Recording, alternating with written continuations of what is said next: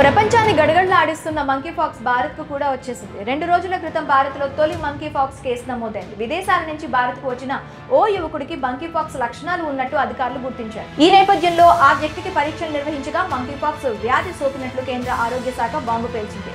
బాధితుడు ప్రస్తుతం ఆసుపత్రిలో ఐసోలేషన్ లో చికిత్స పొందుతున్నాడు. అతడి ఆరోగ్య పరిస్థితి నిలకడగానే ఉందని ఆసుపత్రి వర్గాలు వెల్లడించాయి.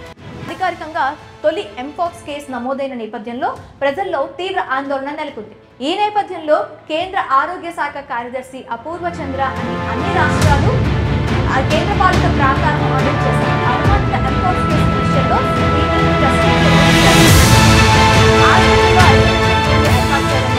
ఈ మేరకు అన్ని రాష్ట్రాలు కేంద్రపాలిత ప్రాంతాలకు లేఖ పంపారు.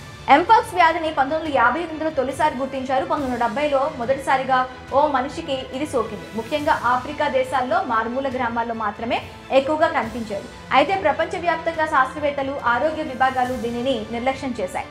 తొలిసారి 2022లో భారీ స్థాయిలో మంకీపాక్స్ వ్యాపించింది. దీంతో ఉలిక్కిపడిన ప్రపంచ దేశాలు దీనిపై పరిశోధనలకు నిధులను పెంచాయి. మంకీపాక్స్ లో 2 వేరియంట్లు ఉన్నాయి. క్లాడ్ 1 దీన్ని కాంగో బేసిన్ క్లాడ్ అని, క్లాడ్ 2 దీన్ని పశ్చిమ ఆఫ్రికా క్లాడ్ గా వర్గీకరించారు. ప్రస్తుతం ప్రపంచవ్యాప్తంగా క్లాడ్ 1 ఐబీ వేరియంట్ వేగంగా వ్యాపిస్తుంది.